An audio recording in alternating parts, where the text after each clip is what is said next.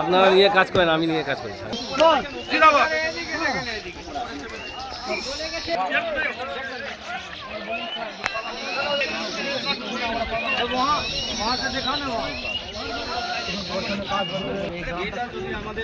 आगे आगे आते सर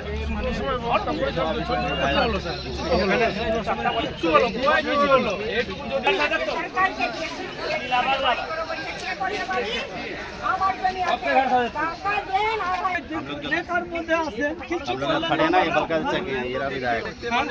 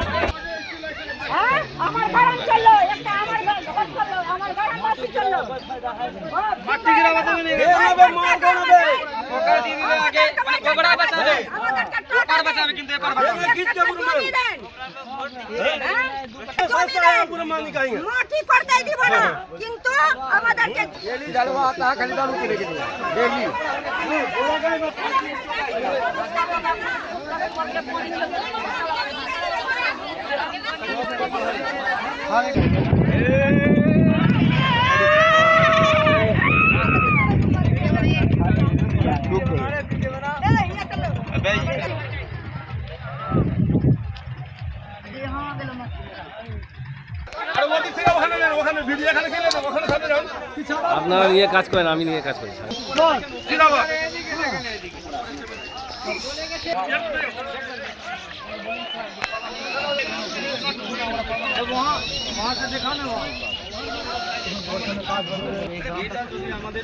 आगे आगे आते सर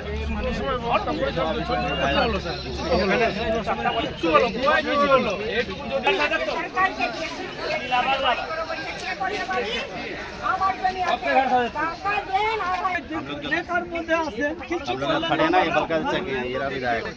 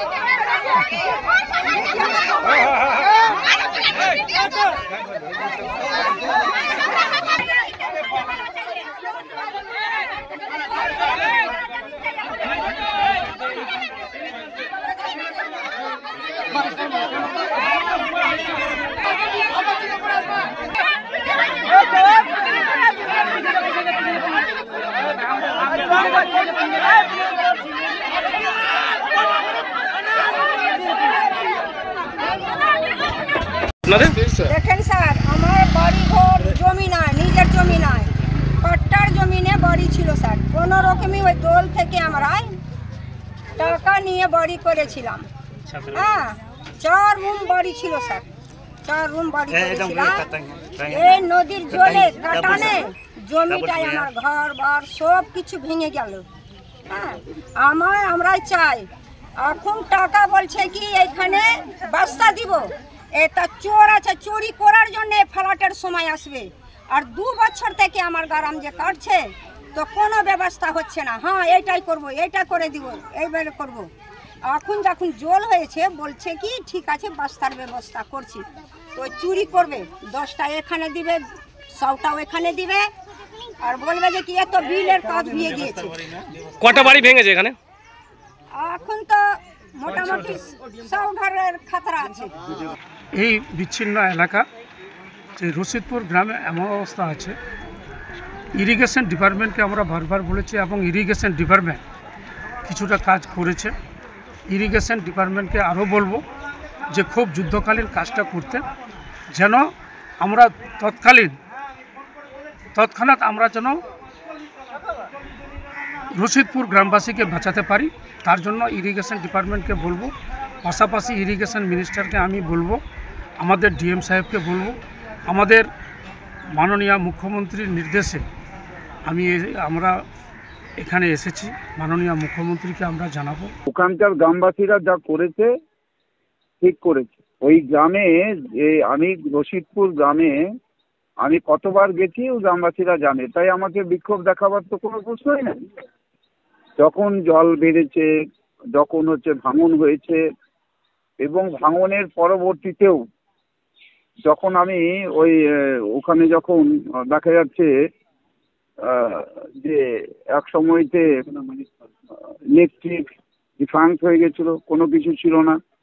ইলেকট্রিসিটিকে বিহারের সাথে কানেকশন দেওয়ার জন্য, এটার জন্য যতটা আমি সরব হয়েছি, এখানে তৃণমূল কংগ্রেস ততটাই হচ্ছে, তৃণমূলের লোকেরা এবং রাজ্য সরকার ততটাই এটাকে বিরোধ হয়েছে, তারা বিরোধিতা করেছে। কারণ অনেক দিন টানাপোড়েনের পর আমি অনেক চেষ্টা করেছি, রাজ্য সরকার ওখানকার যে আমাদের ওখানকার এমপি তাদের সাথে যোগাযোগ করে, মানে বিহারের করার পরে শেষ পর্যন্ত ইলেকট্রিকটা জুড়ে দেওয়া সম্ভব হয়েছে।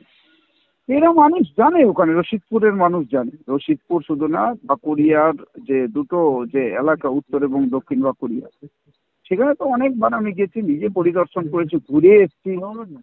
তো সুতরাং ওরা তো আমাকে বিক্ষোভ দেখানোর তো কোনো প্রশ্নই ওঠে না। বিক্ষোভ তো সঠিকভাবে দেখানো উচিত ওই সমস্ত লোক যারা এখনো পর্যন্ত উত্তর দক্ষিণ বাঁকুড়িয়ার যে ভাঙন, এই ভাঙন রোধ করার জন্য রাজ্য সরকারের পক্ষ থেকে এখনো পর্যন্ত ওরা কোনো রকম কোনো কেন্দ্র সরকারের কাছ থেকে আর্থিক সাহায্য চেয়ে পাঠায়নি, কোনো চিঠি দেয়নি। কেন চিঠি দিচ্ছেন না?